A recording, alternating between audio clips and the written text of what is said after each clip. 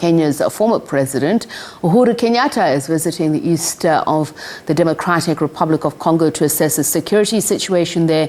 Kenyatta has been holding talks with the Congolese president, Felix Tshisekedi, in a bid to end the conflict and resolve tensions with Rwanda, which is accused of supporting the rebels. Regional forces have been deployed to fight M23. Kenya is sending a second batch of soldiers on Wednesday.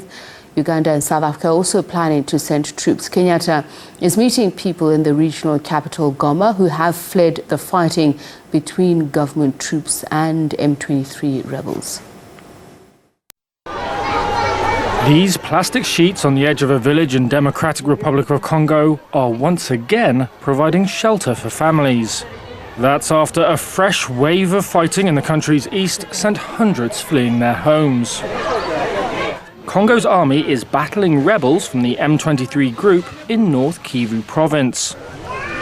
After a week of relative calm, clashes flared again on Friday, with an army spokesman saying battles had broken out around the villages of Kibumba, Rugari and Tongo. Eric Ndezi fled his home in Kibumba to the camp in Kibati. It was the day before yesterday when I decided to flee my home because of the explosions. There were several explosions. I decided this because I didn't want to die in the village. M23 launched a major insurrection earlier this year, having been chased out of Congo in 2013. Since renewing its offensive on October the 20th, the United Nations says at least 188,000 people have been displaced in North Kivu. In Kibati, camp resident Odette Nyerere says the plastic shelters were left behind by others displaced by the violence. They fled further south towards the provincial capital Goma on Saturday, she said, after hearing gunfire. She added that the camp lacks food. Everyone must pray for our army to defeat the enemies so that we can go home. At the weekend, Kenyan soldiers arrived in Congo as part of an East African regional force aimed at restoring peace.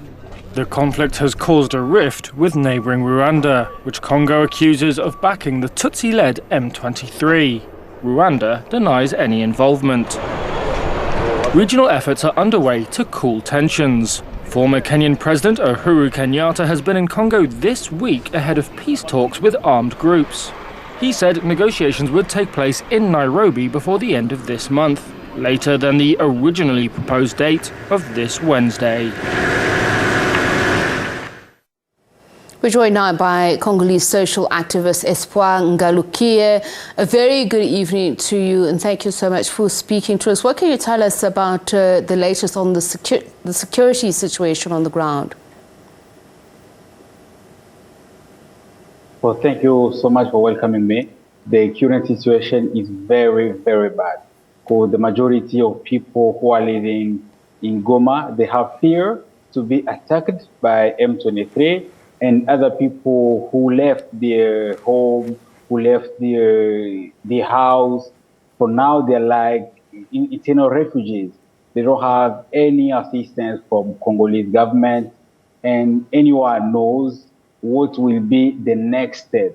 If M23 will attack Goma, the international community will support the government to punish Rwanda, because M23, it means Rwanda, because they are supported militarily and their logistics is supported by Rwanda. And for now, Congo is attacked by Rwanda, and in the background, Rwanda is in the background of M23. Espoir, can you just tell us why you can say that so definitively, especially as Rwanda has consistently denied involvement, support of M23, and, you know, is it just a well-known and accepted fact within the community there?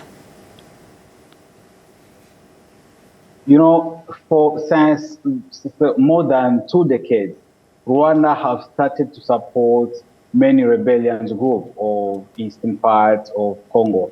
For them, the main reason, they are mineral resources of Congo. And as the national government is not very efficacious, they have they have more weakness, and Rwanda is more demanding toward Congolese leaders, and for them, what they are usually say is for their security, because people of the former person who made the genocide in Rwanda, the majority, some of them, they are in Congo, creating the rebellion called FDLR.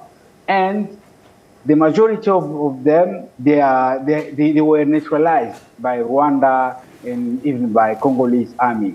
And now Rwanda have the new strategy to destabilize Congo and to be on top in the international security, international community. They have to be in contact with Rwanda if they have to control mineral resources of Congo. And as the Congolese government is not strong, Rwanda is getting more and more efficacious against Congo. I just want to talk about the community that lives there. As you say, amongst them are Rwandans, and I'm sure they've obviously become naturalized and co-mingled.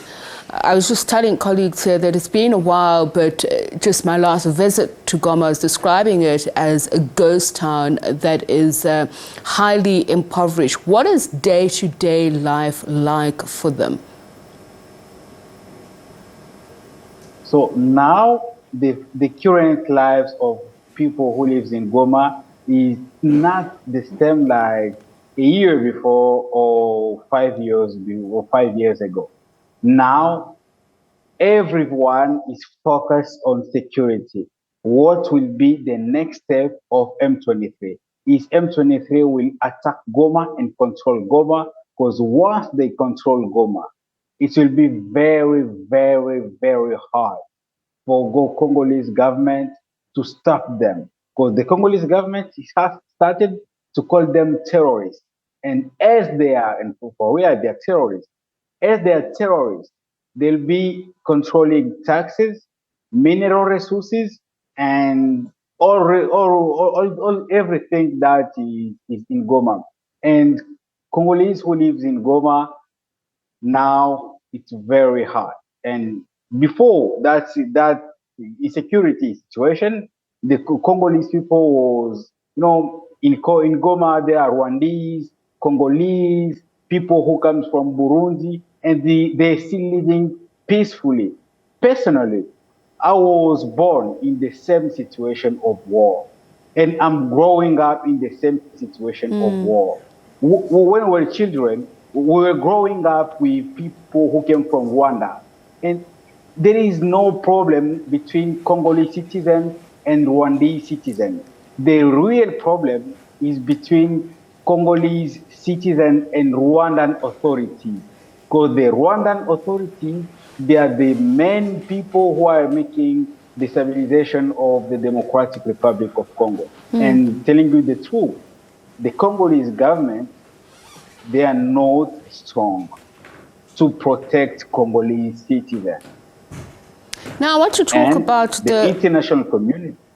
Yes, I was actually going to ask about that, the presence of foreign peacekeepers, of foreign military in the area, and the impact on communities. Is there any at all?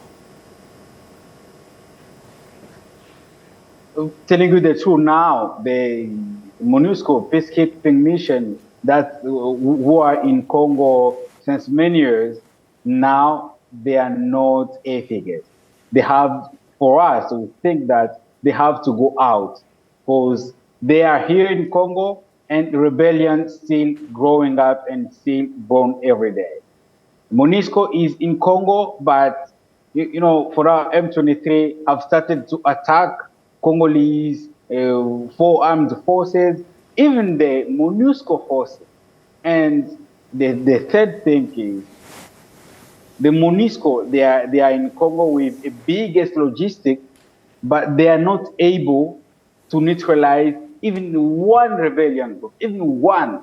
They are not able. And for us, we think that they have to go out because they are not doing anything in Congo. their budget, their per year, it's $1 billion. $1 billion.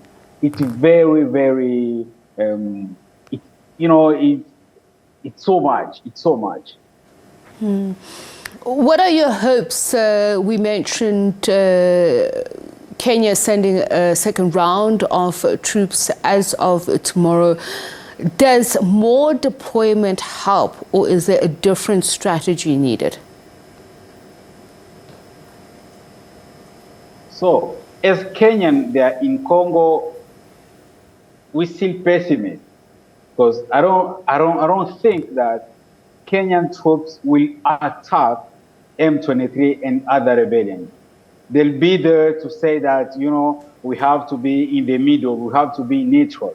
But still thinking that they will attack those rebellions groups, it's to lie people. Those Kenyan forces and other Eastern African community will not, as they are coming in Congo, first of all, they are here for their interest. And the second reason, they will not attack those rebellions. They will not attack those rebellions. They'll be here just to be in neutral, to say, okay, MONUSCO is there. MONUSCO, we have to complete the mission of MONUSCO, but M23, stay where you are. Congolese army, stay where you are. But thinking that they will attack positions of rebellion is to lie Congolese.